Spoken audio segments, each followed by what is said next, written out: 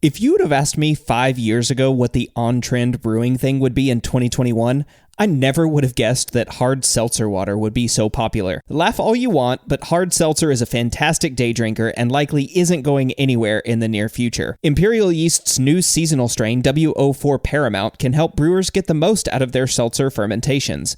A clean and aggressive fermenter, Paramount will produce an excellent seltzer with low fusel alcohols, and it's produced in a gluten-free medium. If you've tried making seltzer with standard ale or lager strains, you know the struggle, and Imperial Yeast is here to help with W04 Paramount. Check it out at imperialyeast.com.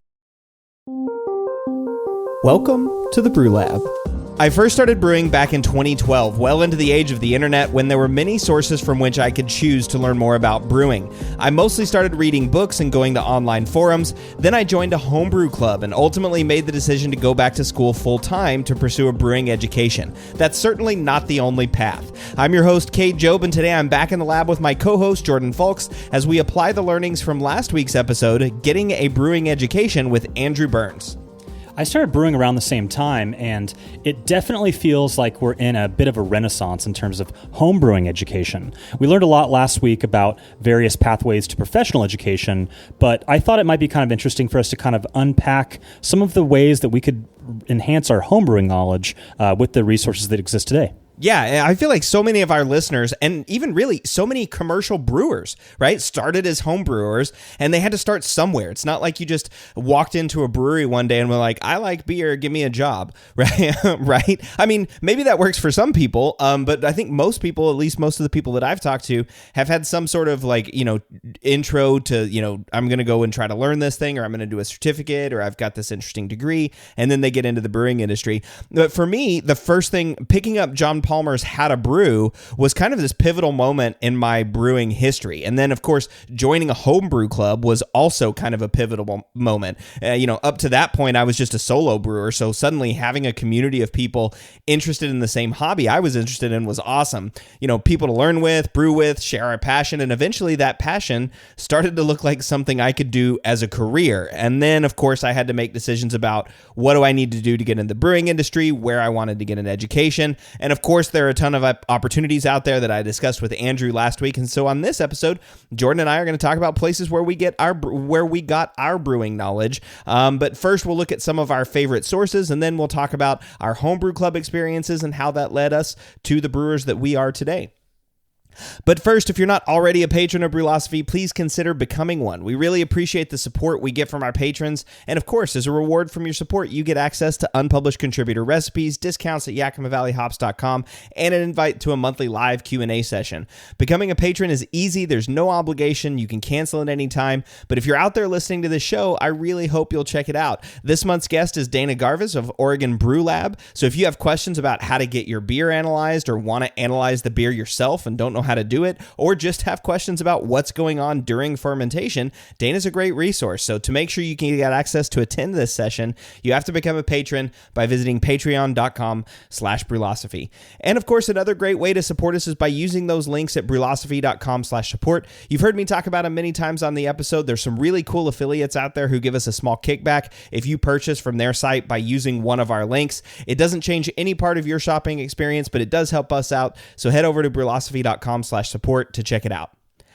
This week's feedback is brought to you by the dedicated crew at Haas, who bred Sabro from a Neo-Mexicana species growing wild in the mountains of New Mexico. Think you know Sabro? Think again. This monster of a hop is efficient when it comes to delivering big flavor. Use less green to save more green, if you know what I mean. And if you like pina coladas and getting caught in the rain, try it in the whirlpool. It's full of aroma and chemical compounds that last from the hot side to the final glass, even if you dry hop on top of it. Sabro is known for its incredible blend of coconut, tropical, and stone fruits with a pronounced cream character, flavors of vanilla, cedar, dill, and even mint. Can't decide where to use it? No sweat. Sabro is available in all Haas hop varieties, formats to meet your brewing needs, from highly consistent Lupamax pellets to efficient Incognito and traditional T90 pellets. Learn more about this awesome variety as well as the other innovative products Haas has to offer at johnihaas.com. That's John, the letter I, Haas.com. All right, listener Adam wrote in. He said, "Hi, Cade. I was wondering if you could give me some quick advice on aerating a 5-gallon batch of wort. Assuming I'd rather not go the pure O2 red can route, in your professional opinion, how many minutes or repetitions would you recommend I aerate my wort to get the recommended 8 to 12 ppm of DO in solution for ales and lagers? Also, what temperature range would you recommend I aerate at? Any other recommendations or advice would be greatly appreciated. A list of items I'm planning to use is a 0.2 micron air filter, a 2 micron stainless steel diffusion stone or an air stone, and a 40 liter per minute aquarium air pump at 0.18 megapascals. Thanks again in advance for taking the time to give out your advice, Adam." So I've yet to do this, but I'm very intrigued to try it. And More Beer sells an aeration system for $37. It includes all of the things that the listener mentioned, except it's not a aquarium pump, I don't think. I think it might be a purpose-built aeration system pump. I'm not totally sure. But it doesn't provide the details in terms of the specifics surrounding the pump itself, like they mentioned in the message. But what the More Beer site recommends is approximately 30 to 120 minutes. But it acknowledges that even 5 minutes of aeration is better than shaking the carboy. So that is one thing I have heard about these aeration systems, is it does take a lot longer. So maybe if you're making a lager while it's finishing chilling in your fermentation chamber, that's when you could be running that for a half hour to 2 hours. In terms of the temperature, I think that pitching temperature or even room temperature is fine. I wouldn't do it at boiling, and I don't think you need to do it negative 20 Celsius either. So I think that whatever standard temperature it's at is fine, following chilling, or at least kind of after the initial water chilling and maybe during the subsequent refrigeration chilling if you're making a lager. Yeah, and how are you doing it, Jordan? I'm just using a red canister, and I do a minute for ales and 2 minutes for lagers and 5-gallon batches. Notably, they ask about how much is necessary with an aeration device to hit 8 to 12 ppm. I don't have the yeast book in front of me, but I believe that the yeast book says that it's not possible to achieve that with standard atmosphere, so maybe you're going to get more like 6. But I do believe that the aeration device should get you a sufficient amount and will exceed what you could get via shaking. Yeah, for sure. I mean, and Jordan, of course, has more experience with oxygenating than I do. But my limited knowledge agrees exactly with what you said, right? If you're using compressed air, or an aquarium pump, for example, to do this, you're likely not going to get to that 8 to 12 ppm dissolved oxygen. You kind of have to use the pure stuff to get there. But honestly, I don't think you need to get to 8 to 12 ppm oxygen. Maybe that's best and ideal in the yeast book, but I'm sure that you would be good with far less. And of course, as we talked about recently on one of our Applying the Science episode, German brewers are using compressed air instead of pure O2. So there is some precedent for commercial brewers using this as well. But I will say, from what I understand about German brewers, they're injecting the compressed air directly in line during transfer from the whirlpool to the tank, right? So they're like injecting it into the line as the wort is flowing over to the fermentation tank. So it's not like they're connecting up something to a carb stone on the fermentation tank and blowing oxygen in that way. So they're getting a lot more surface area and a lot more direct contribution of compressed air in their system. So I'd be curious to see if they're going to get up to 8 to 12, or if even doing that, they're still around 6 ppm. Still, all that said, I think getting more oxygen in solution is good for fermentation, as we've talked about, as Jordan and I have talked about on Applying the Science, and we've had some recent episodes looking at yeast health.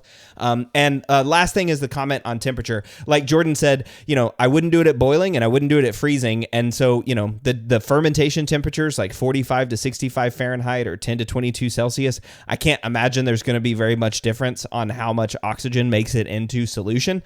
So I think you're good anywhere in that range. Definitely do it after chilling your wort, and if you can find a way to do it while you're doing it in line, that's great. Otherwise, like Jordan said, 30 to 120 minutes seems like a long time to aerate your wort, but maybe that's what it would take. Anyway, thanks for the question, Adam, and I hope this helps. After this short break, we'll be back discussing the places we look to for homebrewing education.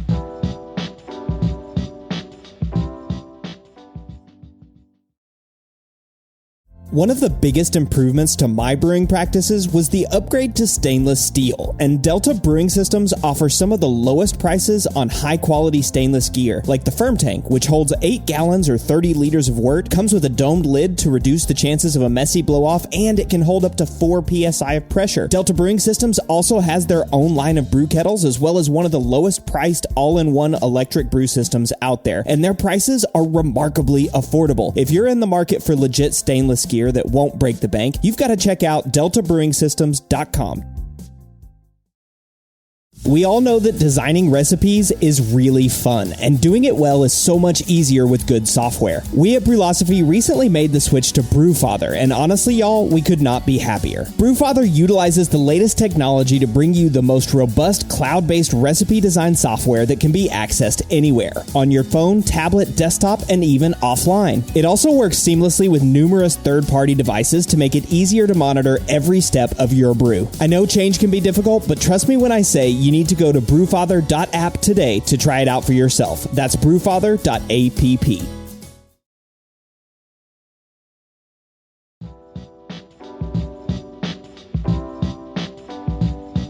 I started brewing with a Mr. Beer kit, which comes with a small booklet of basic brewing knowledge, but my second batch of beer tasted like a dirty laundry basket. I knew I needed to find somewhere else to figure out how to brew beer. Jordan, how did you start brewing, and when did you first realize you wanted to know more about beer?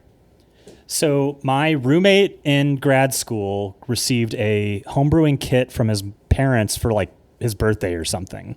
And we were both kind of into craft beer, and I was into good food and stuff like that. And, you know, I was like, yeah, I'll hang out. That sounds kind of fun.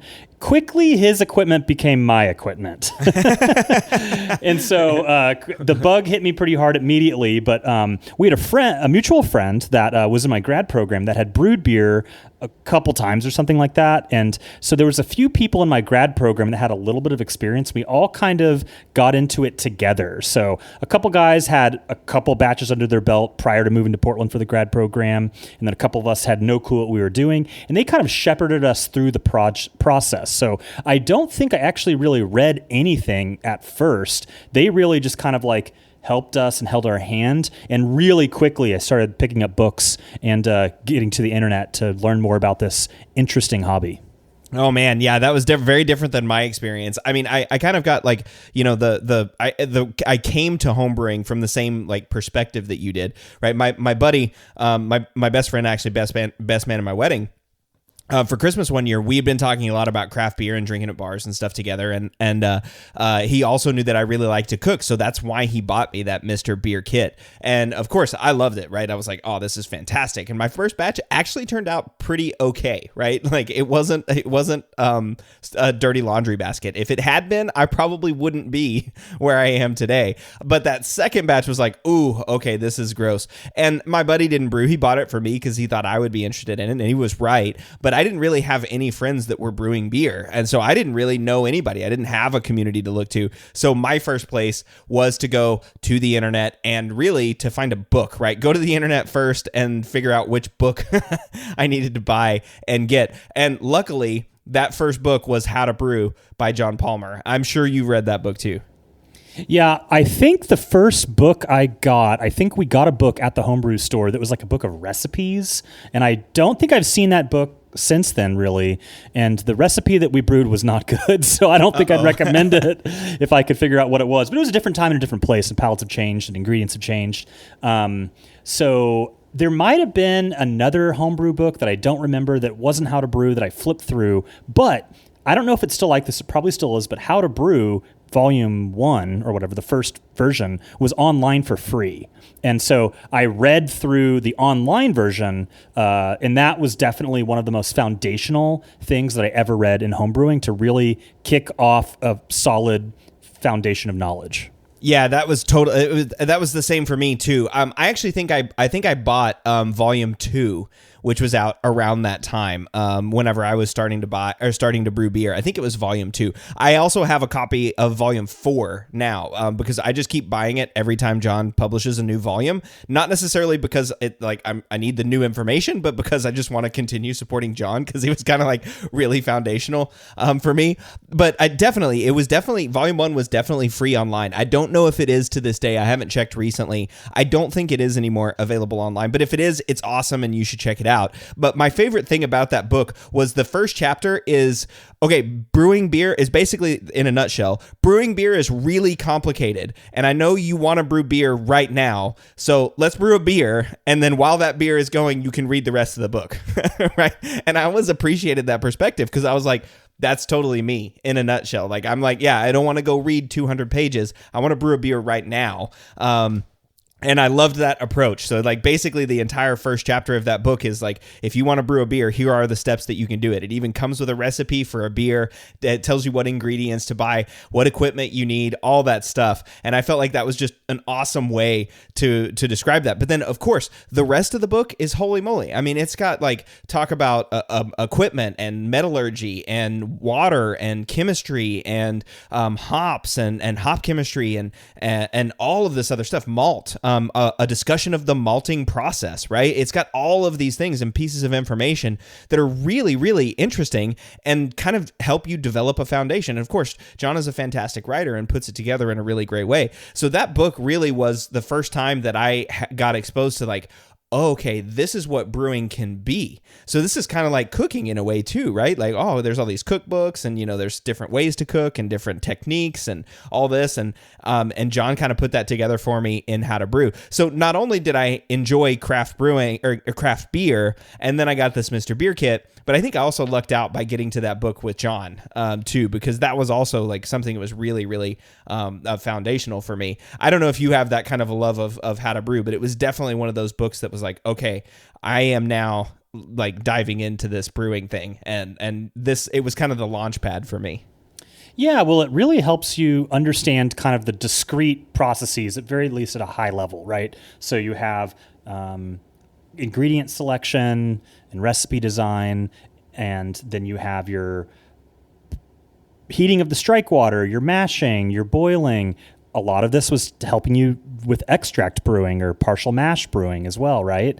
And then it covers the basics of chilling and fermentation and bottling. And as advanced homebrewers, we kind of overlook how confusing all this stuff is to a first-time homebrewer. And so although it gets into like the landscaping analogy of like different amylase during the mash, et cetera, and some more complicated things, you don't even necessarily have to read those parts. Just like understanding what is boiling, what does that do? You add hops to the boil, not the fermentation, stuff like that. That is really critical to kind of just making your first brew. And from there, you can go to more advanced books. Yeah. Yeah, for sure. And I mean, to be clear too, How to Brew is an advanced book, right? I mean, there are sections in there that are things that I think even commercial brewers to this day still are looking at as a reference, right? I think most commercial brewers that I've seen have a copy of How to Brew in their brewery. So it's an advanced book, but like Jordan said, you can take it at your pace. You can take it and skip over the advanced parts and read the high level parts when you're a starting brewer. And that's one of the things I love about that book. But there were other books that I also read too. One of the early books that I got was a book called Designing Great Beers by Ray Daniels. And that book is basically the science. Like if you know nothing about designing a beer and you need to know how much malt to put in to get this ABV, how much hops you need to add at the boil at this time in order to hit the bitterness level that you want, what different styles look like and what ingredients are in those. That was a great book for that, but it was way over my head whenever I first started, because I was like, oh man, I just need something to tell me like a recipe. So the third book that I bought was Brewing Classic Styles, which is also a John Palmer book. I think that's probably why I went back to it. But Jamil Zainasheff is the main author of Brewing Classic Styles. And Jamil went through all of the BJC PC styles back in 2008, 2009, something like that, and brewed a gold medal winning beer of every single style and published those recipes. To this day, you can kind of find those recipes online.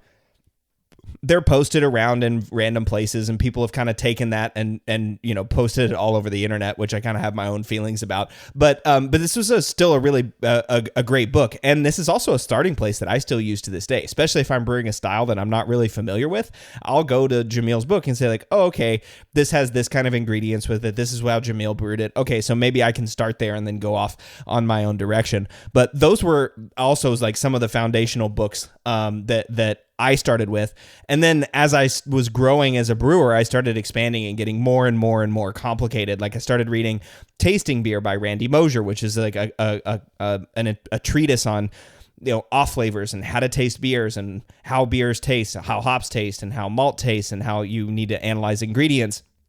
Then I read the Brewing Ingredients series from the BA, which is a super detailed dive into each ingredient, right? There's an entire book on malt, water, yeast, and hops, which you just mentioned, right? The yeast book from that series. Then I read the New IPA from Scott Janisch, which is all of the modern hop science, which, we think hops have been in beer for hundreds of years, but most of what we know about aroma hops and all those, great things from IPAs and hazy IPAs and biotransformation and dry hop creep and all of these phenomenons are from like 2008 to the present, which is kind of crazy, right? So there hadn't been a book that summarized that. And so Scott Janisch had that book too. And then, of course, when I was studying for Cicerone, another influential book was The Brewmaster's Table with Garrett Oliver, which is a book about pairing beer and food together, which was also just a fantastic resource. But those were a bunch of books that I read on beer and brewing over my career. What about you? Did you have other influential books that you read? Yeast really sticks out. And I think that coming from the online version of How to Brew, they talk about, you have to add yeast and stuff like that. But the yeast book by Chris White, and I think Jamil's on that one too. Yep. It really is an incredible foundation for understanding fermentation. I think that a lot of beginner homebrews suffer from fermentation that we might be falsely assigning to or falsely attributing to extract. A weak fermentation with expired yeast to no oxygen and no yeast nutrient that's fermented at 85 degrees in your basement that's, then oxidized going into package. This is why these beers aren't that great, right? And I'm sure that perhaps you can make a better beer with all grain than extract, but I don't know that extract is really to blame there. And yeast really taught me how to ferment high quality beer. And so if I was to recommend a second book to anyone, it's always the yeast book. It's not the most fun book, but that's not its intention. And it's a really important technical resource. Granted, in the day of brewlosophy and YouTube and all that, there might be other ways that you could access it, but at least at the time, it was a truly transformative book. In terms of moving beyond that, I read a lot of the books that you mentioned, but I found that the style books were really helpful. So, and maybe not in the style series specifically, but the lager book by Dave Carpenter was really helpful in me learning how to brew great lager.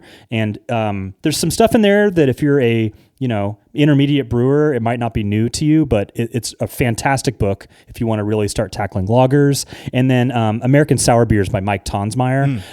This was mind-blowing at the time because there just wasn't a lot of information available. It was the first book, and I immediately got it when it hit the shelves, and I really credit both of those books in making me the successful lager and sour beer brewer I am today.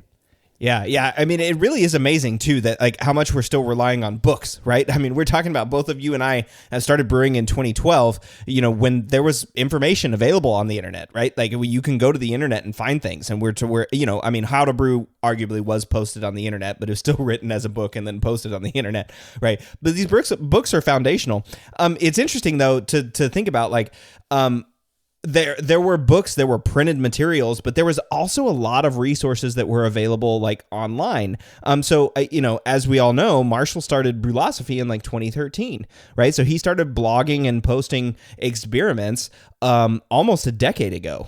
I mean, Brewlosophy obviously didn't become the thing that it is today immediately or overnight, but these online resources started to be available. I mean, did you ever check out the American Homebrewers Association forums, or, just searching all of these different beer forums for, home brewing advice? Yeah, I remember the AHA forum would come up, but Homebrew Talk was like really the big internet forum. And I remember people would be like, help, I'm about to pitch my yeast. What do I do? And like, you could get a response in near real time. It was a really active community. And this was kind of before the Facebook and Reddit, at least in terms of like being a popular source for homebrew interaction. Nowadays, I think that Facebook would probably be a better place for an immediate response, but it definitely was a different era back then. And some of these things, although they may exist in some format, I don't think are nearly as popular as they were. Yeah, for sure. I think so too. I don't know very many people that are still active on Homebrew Talk. That's not to say that Homebrew Talk isn't active. I think people are more active on like our homebrewing or the Reddit homebrewing subreddit, our beer, those types of places. People are certainly more active on those forums. But interestingly, like online forums were a good resource for me. But I found myself stopping or not trusting as much of what I found on forums. Like I would see a lot of stuff that would say like, hey, I'm having some water chemistry questions. How much gypsum should I add? And everyone would say, add 1 teaspoon of gypsum to everything. Add it to all beers, right? And that's largely because of what a lot of people read in a book. That book was Complete Joy of Homebrewing by Charlie Papazian.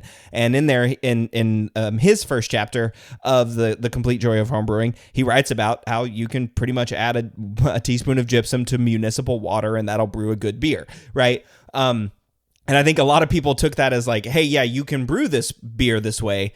What Charlie was saying is you can brew a beer this way. There are better ways to do it. You can still make a good beer doing this. And they took that sort of as gospel and dogma and then started repeating that on the forums. And I started to find like, okay, maybe the forums aren't as quality as I needed. And so I went to other places to see where I could find quality, where I could find quality stuff. And of course, I started reading Brewlosophy. That was, in my opinion, a great place to go and find real experiments offering real solutions. Like when I ferment a lager warm, does that taste different? Right? Like that's a big deal whenever you're first starting, when you're dealing with fermentation temperatures. If I ferment a lager in my closet because I don't have a fermentation chamber, am I going to make bad beer? Right? Those are the kinds of questions that I was having whenever I was first starting off. But there's other places. Like one of the places that I learned the most about water chemistry was Martin Brewingard's water spreadsheet. So this is a spreadsheet that's still available today. If you have questions about water chemistry or want a spreadsheet that you can use to calculate water chemistry,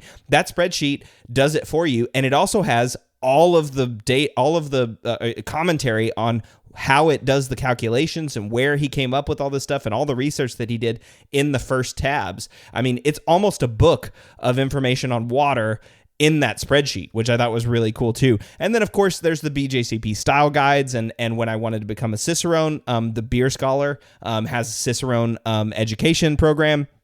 That was super cool. But apart from books and online forums, one of the places that I got the most information from was podcasts. What about you?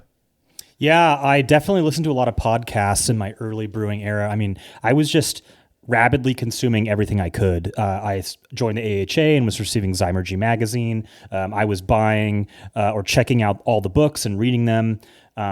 And I was listening to podcasts. And at the time I had a girlfriend that got a job on the coast. And so we would split our time between Portland and the coast. So I was driving down to Newport, Oregon, a 2.5, 3 hour drive every Friday night alone.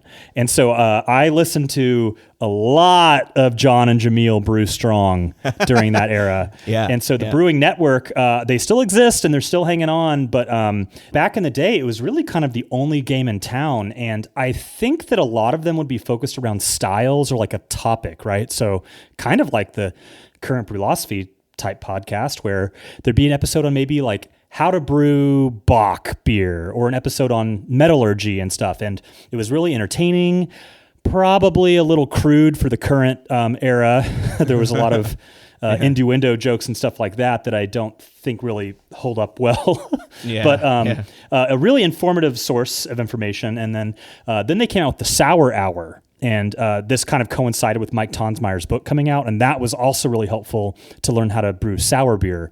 So those were kind of the two biggest podcasts that I listened to that really helped me understand the fundamentals of brewing and different styles, and really helped me become a better brewer.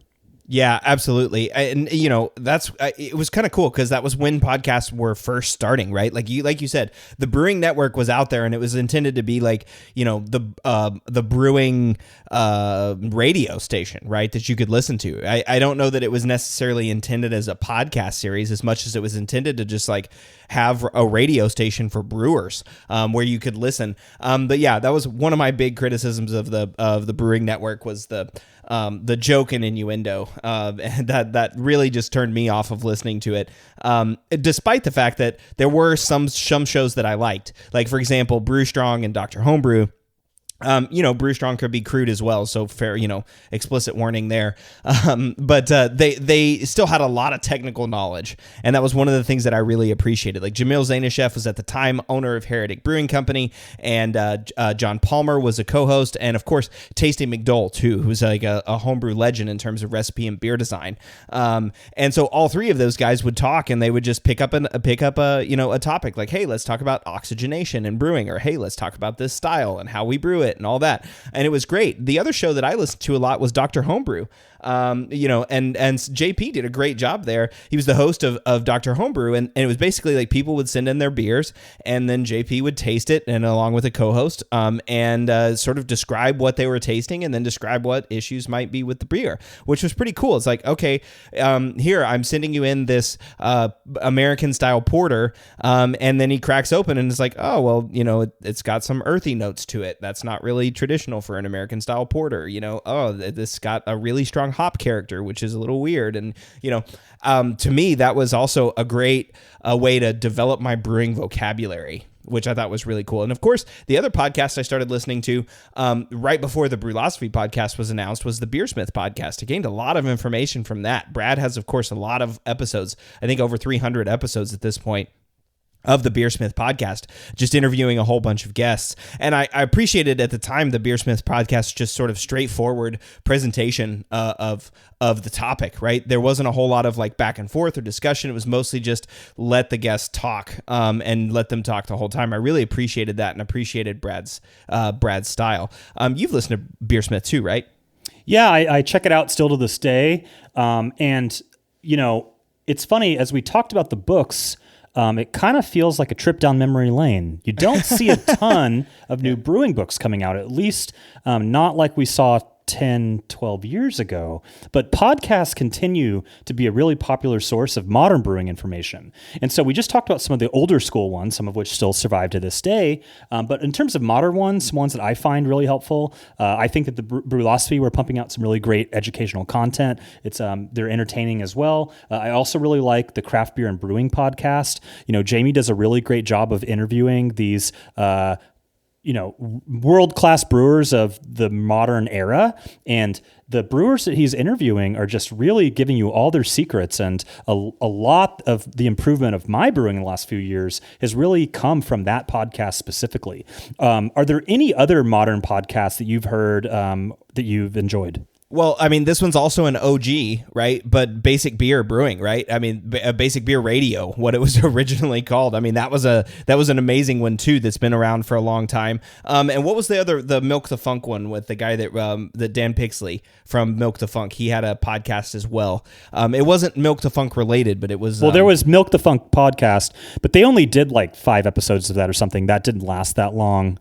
No, there was something else that was there. But again, I love the Brewlosophy podcast and the content that's pumping out, right? Especially for homebrewers looking at different experiments, short and shoddy, our own experiences, and then, of course, our unfiltered views on Brews Views. But yeah, like you just said, Craft Beer and Brewing's podcast, YVH, Yakima Valley Hops, also has a podcast that comes out occasionally. And then another one that I really got into too, even as a home brewer, was the MBAA podcast. I mean, a lot of the MBAA subjects are are specifically related to commercial brewers, like for example, centrifuge operation. That one's not one that home brewers are going to get a lot of value from, but that's also okay, right? I mean, it's interesting information. I would still listen to those things because I'm interested in knowing, what are the opportunities. I don't think I'm ever going to luck into a centrifuge at home, but if I did, I would understand, what it is. But really, more than anything, it's talking about clarification and finding your beer. And so there's always something that you can learn.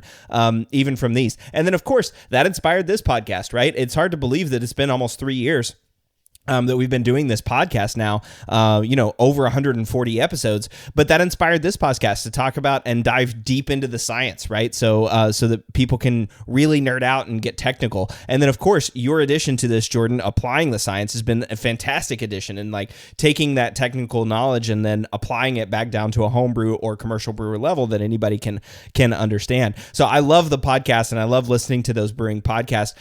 But the newest channel for me, which is one that I haven't explored very much, is YouTube, right? That's where a lot of people are going for their information these days. Yeah, and maybe going back just a second before we talk about the modern stuff, is back in the day, YouTube didn't exist when when we started brewing, or at least not to the extent that it is now.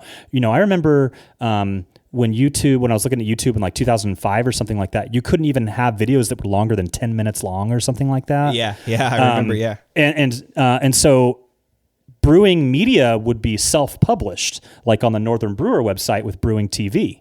And Brewing TV was a hugely influential visual and more than just a book or spoken words, right? And it was funny and it was fun. So Brewing TV was hugely influential on me. And then I think a lot of stuff has kind of spun out of that. And so you have a lot of kind of like BrewTuber influencer types that are putting out some really fun and interesting content, and the production value is just insane that these people are doing this from their homes, like the Brew Show, the Apartment Brewer, Martin Keene's old channel, the Homebrew Challenge. That being said, I definitely enjoy checking some of this stuff out, just like the Brewlosophy show on YouTube with Martin's new show. But none of that really has been as foundational for me as was Brewing TV. Yeah. I mean, Brewing TV was great. I watched a few episodes of that. I never really got into the YouTube channel as much as I got into podcasting. I think largely because, like you said, Jordan, you were driving to visit your girlfriend. I used to have an hour and 20-minute commute one way to work. So I had a lot of time in the car to listen and consume things. So podcasts were a little bit more influential to me than the YouTube. But, these shows like the Brewlosophy show that Martin is putting together, the fantastic thing about those is exactly what you said. There's a visual component to it, too. I mean, even Brad Smith has started doing the Beersmith podcast with a video component, and I think so. There is something that's really cool about seeing, these the graphics and seeing, especially is what we talk about on the podcast when we get deep into the science with scientists. It'd be nice to be able to show some of those graphics and talk about those.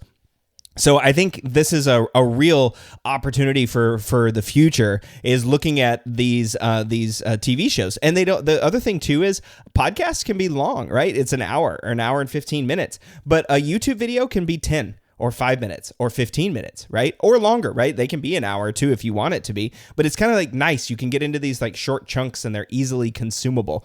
Yeah, and nowadays there's a lot of like little bits that of instructional videos for a very specific thing, like how to assemble your new, SS BrewTech, whatever, or how to build this DIY system. And so if you ever have confusion around a specific process, like, well, what does decoction mashing actually look like? You can definitely find a video on YouTube that visually documents it, and that can be really helpful as well. Yeah, exactly. And I mean, there were two other places too that were influential for me. One was magazines. Like you were talking about Zymergy. Yeah, I definitely was a subscribed to as an American Homebrew Association member, you get Zymergy shipped to you. But I also did BYO, Brew Your Own. That was a fantastic magazine. And then you mentioned their podcast earlier, Craft Beer and Brewing. They also have a magazine with a bunch of amazing articles in them, and that was that was another really cool way to see visually these technical things that you're talking about, right? And have pictures associated with what you're talking about, and not like having to read a full book to get this information. Yeah, as a beginning homebrewer, Zymergy and BYO are incredible magazines. I still get them to this day and enjoy reading through those. But I will say for the advanced brewers listening, Craft Beer and Brewing would be my recommendation, because they're not really breaking down like the basics of fermentation in an article or something like that. It assumes that you have a baseline understanding, because the audiences kind of leans towards pro brewers, but they definitely accommodate home brewers within their articles. And so that is another way to really learn what some of the GABF gold medal winners of today are doing. And my beer's got a lot better from that magazine. Yeah, for sure. And if you have or work for a commercial brewery or have a commercial brewer friend, The New Brewer is also a fantastic magazine from the Brewers Association. And then, of course, there are scientific publications if you want to go down that path. If you're nerdy like me and want to actually read scientific materials, the MBAA has their Technical Quarterly, and the ASBC, of course, is publishing research articles as well.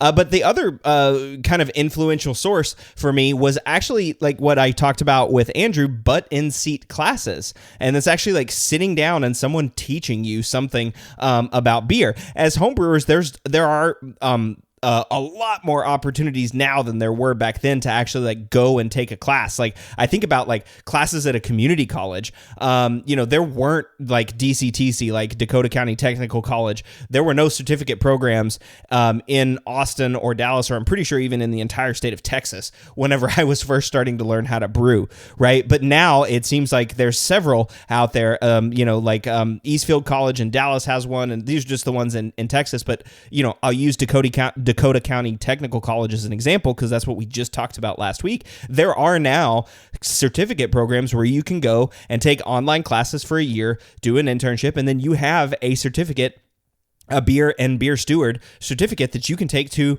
a brewer and say, hey, hire me, right? Like, I know I'm a home brewer, but I want to get into the commercial brewery. And it's not just that I've read a whole bunch of books and listened to a bunch of podcasts and won some awards and medals, but I now have a piece of paper, somebody certifying that, hey, I know what I'm doing in a brewery. So there's like butt and seat certificate programs, but then also off flavor tasting, like BJCP judge training, Cicerone off flavor tasting. Those are places where you go and actually learn what those off flavors taste like. So when a judge's score sheet comes back and says, yeah, you got DMS in your beer, or your beer smells like canned corn, you know exactly what they're talking about. And you can start to assess their opinions of your beer, right? You can taste your beer and say, yeah, that canned corn is actually from the malt. I wanted that there. That's not DMS, right?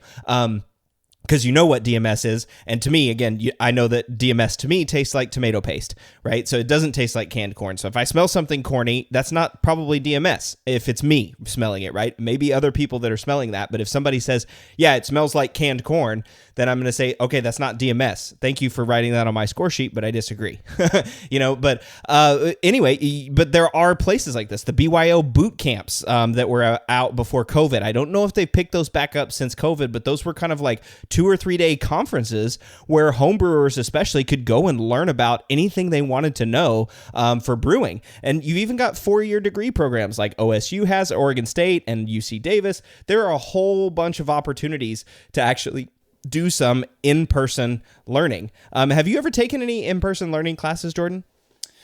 The Homebrew Con, what they used to call it, National Homebrew Conference, used to have off-flavor events as one of the sessions you could take. So I did that there. And then I know that like local communities might have learn to homebrew classes, like the Portland Public Library system might have done them, or a homebrew store I think has offered some. And another thing you don't really see as much these days, but was really popular 10 years ago or so, were brew on premises, where you could go and it would like be a team building event or something like that. There's this guy here that he's brewed 100 batches on premises. He's never had his own kit, and he always paid and brewed it at the brew on premise place. But that was another opportunity where you could go in and they had the ingredients, they had the equipment, and they'd really hold your hand and brew the beer with you. And then they'd ferment it there, and then you'd come back and you'd bottle it with them or something like that, and you take the beer home. Yeah, of course. And you mentioned another great button seat opportunity. That's the HomebrewCon, right? I mean, think about all the different technical sessions that are available at HomebrewCon. That's another amazing way to go and learn more about beer and brewing. And of course, there's all kinds of other conferences. There's nothing to stop you from going to CBC, the Craft Beer Conference, right? That's mostly commercial brewers, but they're also doing technical sessions at CBC this year. I know because my boss, Tom Shellhammer, is going to be giving a talk there, so you should all go and see him talk about the impact of wildfire smoke and hops. But there are other technical sessions that happen at these conferences that you're welcome to go to, right? That home brewers and commercial brewers and everybody go to. So there are a lot of different places to go and gain information. And of course, we've talked about the places that were influential to us, but one of the most influential things, and again, a pivotal moment in my brewing career, was when I joined a homebrew club. And Jordan, I know you've got some opinions about homebrew club as well, so we'll talk about that whenever we come back from this break.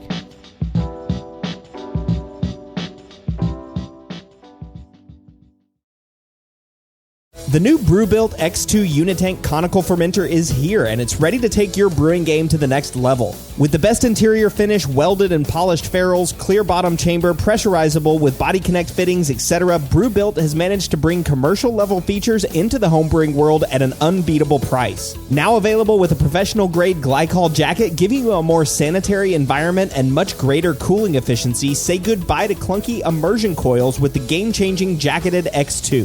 Visit morebeer.com to learn more.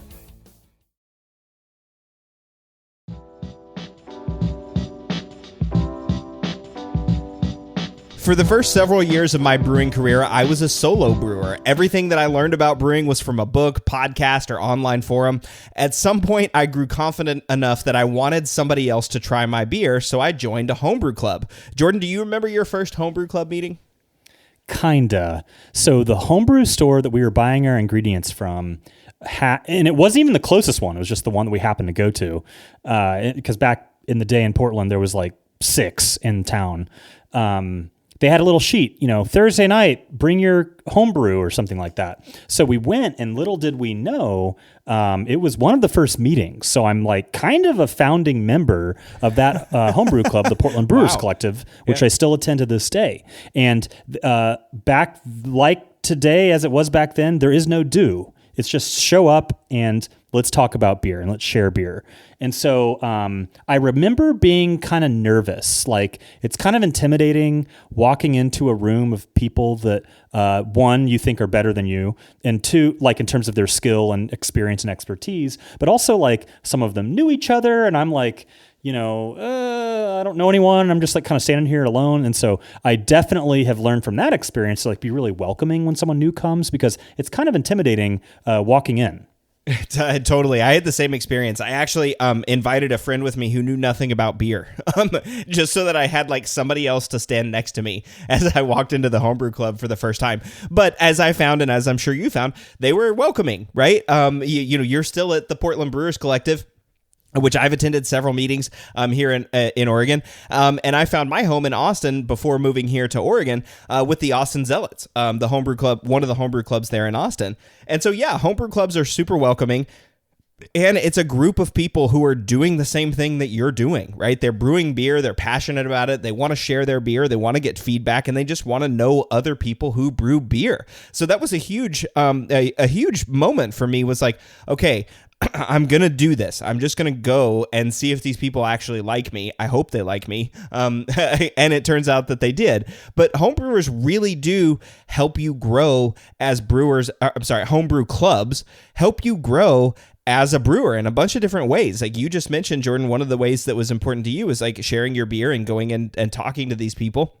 So getting feedback on your beer, but also talking to other people about beer, right, who are also nerds and want to know more. A lot of homebrew clubs do education events where they actually have a topic for the meeting that they're going to talk about and have maybe a professional come in or maybe somebody that's experienced in that talk about a topic. And a lot of other homebrew clubs, of course, do competitions, right? And, that's another great way. I think you guys just got through the Stout Bout, right? At the Portland Brewers Collective. Isn't that an internal club with PBC or internal competition with PBC? You're wrong on both counts. It hasn't happened Darn. yet. Okay. But we're taking the entries. Due date is coming up, and it's an all stout competition. It's BJCP recognized, and so we get entries from all across the country. It's all stouts are accepted, and it is judged and organized by the PBC. We also bring in local Oregon judges, BJCP judges to help out. Super awesome event, and so if you're listening, if you might still have some time if you expedite it and overnight it, or if you're local, get it in. But yeah, that's another great way to get feedback is through competition. So maybe let's start with the homebrew meeting though. So because I know that there's a lot of different Wait, hold on. I want to ask the first though. What's that competition that you guys do that's internal? What's that one called? Well, we've done the Pout Bout. Pout Bout. Okay. Which was a internal competition that came out of COVID where we weren't going to host a public one. So we did an internal one called the Pout Bout, and we continue to do that just for fun.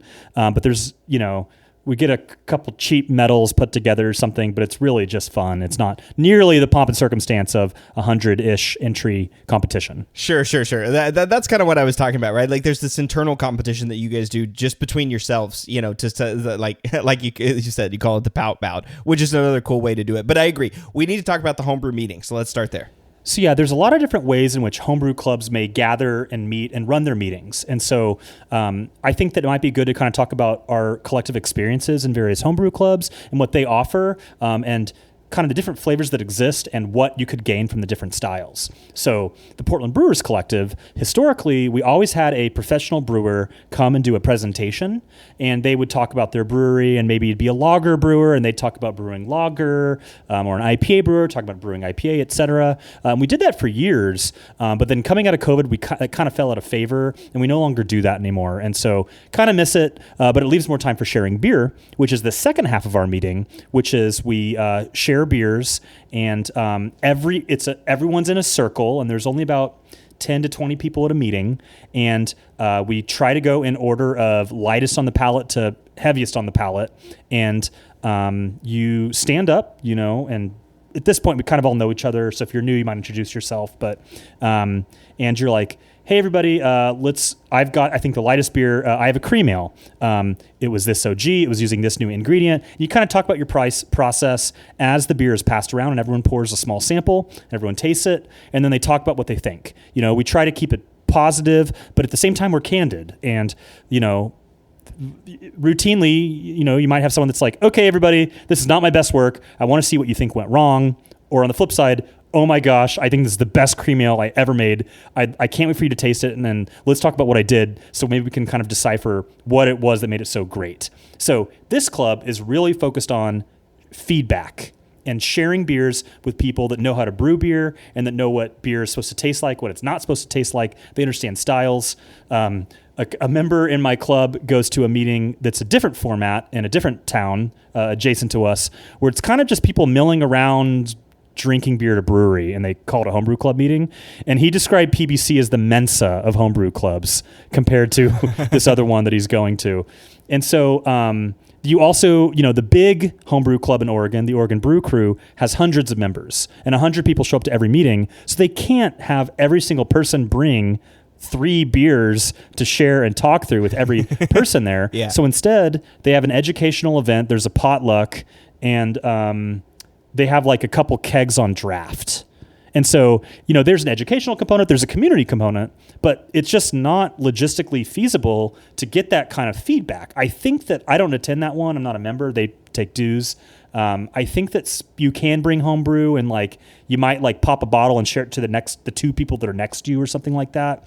And so the experience at a homebrew club is in part going to be dictated by the size, because a smaller club can do things that a larger club can't, and vice versa.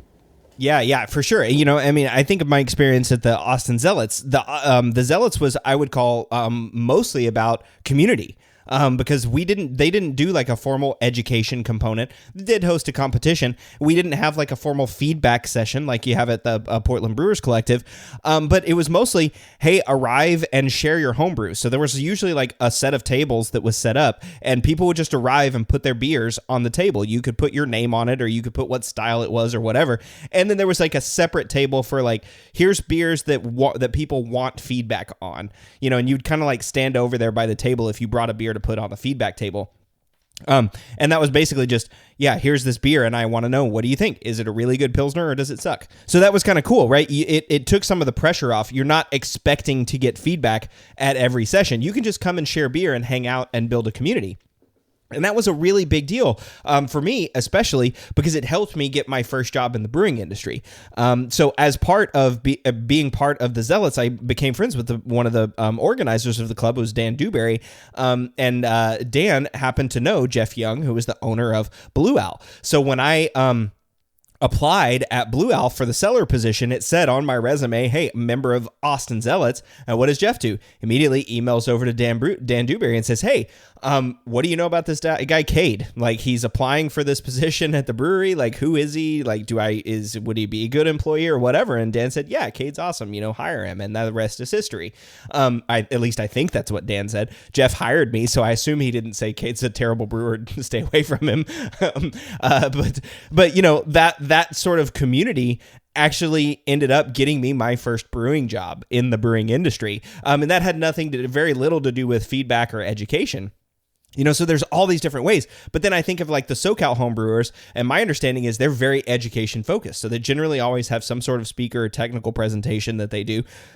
The Corvallis Heart of the Valley homebrewers here have an education component to their meeting. So there's usually at least somebody that talks about a topic at each meeting. And that can be like harvesting yeast. It can be anything. Like, it can be brewing a style or whatever.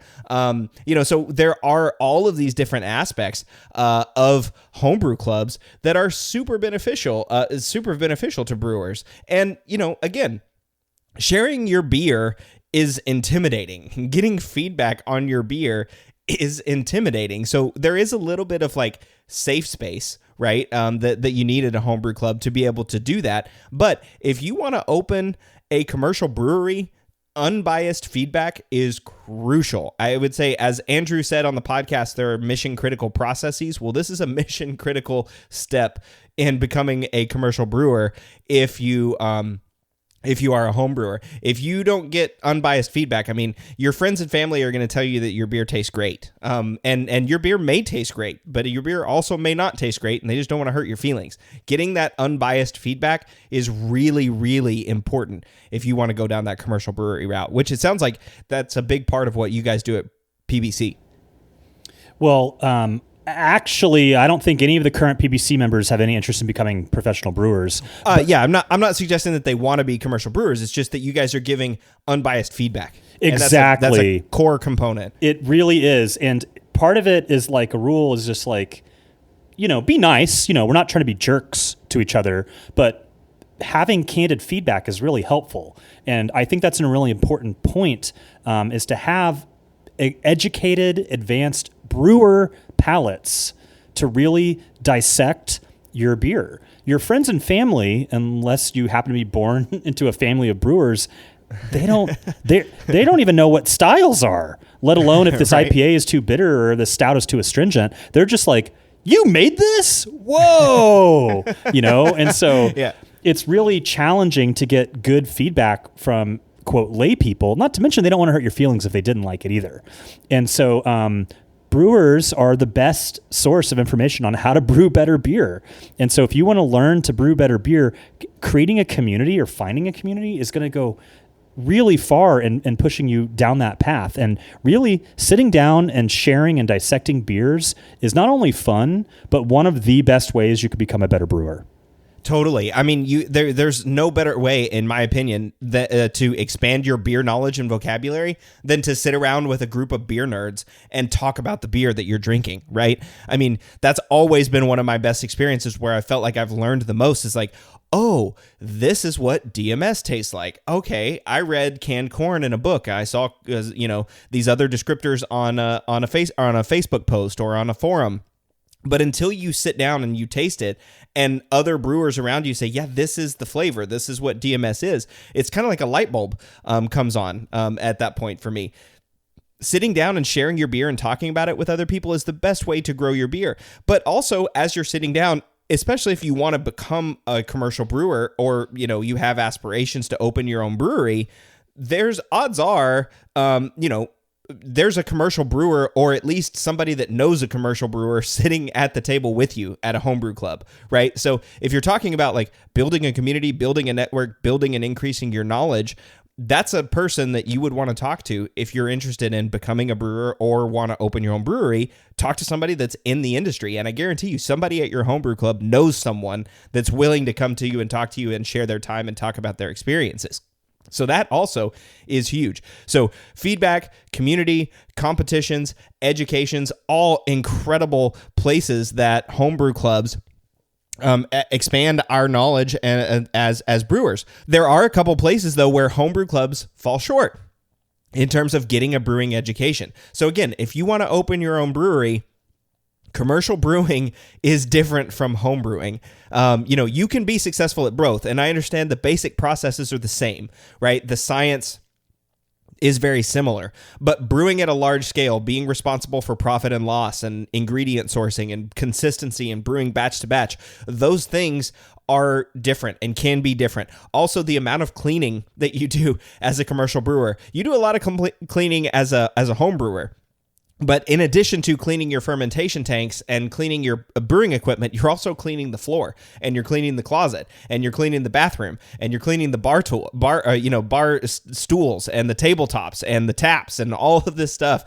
So your cleaning rolls go up quite a bit whenever you own your own brewery. So there are a whole bunch of other places and a bunch of other educational sources that homebrew clubs don't often give. A passion for brewing, a way to become a better brewer, designing recipes, understanding off flavors, understanding how to be a better brewer, absolutely. But that capital B business education that Andrew was talking about, if you want to own or run your own brewery, that's super important. One thing I didn't mention on the podcast with Andrew, and this has come up a couple of times, is I have a business degree, but I'm shocked at how many people don't know what a financial statement is, right? Or what your financial statements are. I'm not talking about bank account balances. I'm not, most people would say, oh, is that my bank account? No, I'm talking about like balance sheet, income statement, cash flow statement, P&Ls, profit and loss statements. Most people understand what a profit and loss statement is, and they can kind of figure out an income statement.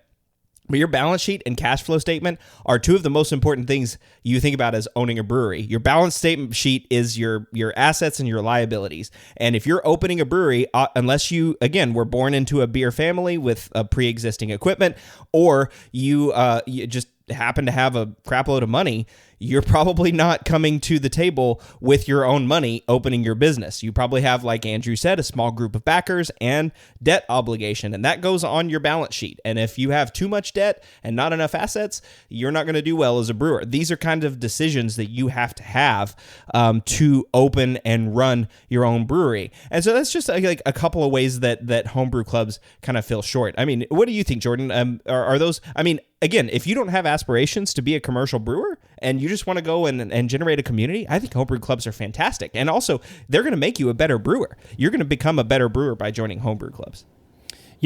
Brewing beer in a professional setting is the least intimidating part of being the prospect of me being a professional brewer or running my own brewery, right? I know how to brew beer. I've done a couple collabs with pro breweries, and I was like, it's going to be so different. And I was like, oh, okay. Like, yeah, I know this stuff. It's just a bigger button, basically, right? But, Yeah. Like you said, all the business side of stuff, that is a totally different animal. And homebrew clubs really aren't the place to learn about that. And that's why there are courses out there, like the Nano Boot Camp from BYO, et cetera. Mm-hmm. And there are resources out there. But homebrew clubs are for homebrew, and I'm okay to leave it like that. Yeah, of course, right? And this is not to say, this isn't like a pitch that you need to become a commercial brewer or that you have those aspirations. Like you, Jordan, I'm not in this to become a brewer or open up a brewery, right? That's not why I'm going back to school. That's not why I'm doing this. I'm doing this because of brewing science. I, in fact, want to become a professor and teach beer. But setting that aside for a minute, you don't have to go and get an education, right? You can be be happy with a hobby and brew your beer and all that sort of stuff. And there are other careers in the brewing industry, like being a quality assurance person, like working in marketing, like doing sales, like working as a bartender, all those kinds of places, all those things. There are a whole bunch of opportunities. Working in malting, working in hops, working in farming. All of those places touch beer and the brewing industry. So it's not just becoming a brewer. And that was one of the big things that Andrew and I talked about on last week's episode. And that's kind of one of the final thoughts that I wanted to have on today's podcast is getting a brewing education doesn't necessarily mean becoming a commercial brewer, right? Exactly. And that's exactly what our home brewing journey has been, right? Is just learning how to make beer as best as we can and leaving it at that. And for me personally, I'm okay with that being kind of the, end game of all this is just making great beer for me and my friends. Yeah, of course, and I love that perspective, and that's certainly a place that a lot of people are at, And if you do want to get into the brewing industry, check out that episode with Andrew, And of course, if you want to get into something that requires a 4-year degree or requires a certificate, reach out to me, reach out to Andrew. I'm happy to point you in the direction of some places that might be interesting for you. And of course, all of this starts with you looking internally and deciding what you want to do in the industry, right? Or where you want to go with this. If you want it to stay as a hobby so you can keep that passion and enjoy it, that's a wonderful thing to do. There's no expectation that you have to go out and, get this amazing education in beer. But Jordan, we talked about the sources of information that we looked to when we were trying to expand our beer knowledge, and we talked about homebrew clubs. Is there anything else that you wanted to talk about on this episode? If we omitted any critical sources of information that homebrewers are using that you think that'd be good for other people to know about, please drop us a line. I'd love to learn about other resources that are out there that I might not have known about.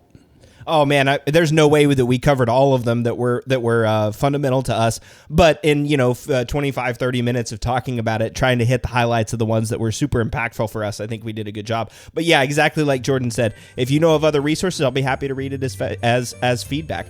All right, well, Jordan and I will be back in 2 weeks with our next Applying the Science episode, and we'll see y'all then. The Brew Lab is a production of Brewlosophy, where they who drink beer think beer. Don't forget to visit brewlosophy.com to read about our weekly experiments and other brewing adventures, and listen to us talk about it on our other show, the Brewlosophy Podcast. Thanks to all of our sponsors and patrons that help make this show possible. If you'd like to receive a reward for helping us do what we do, visit patreon.com/brewlosophy to see how you can do just that. Thanks so much for listening. We'll be back in the Brew Lab with another guest next week. Until then, think beer.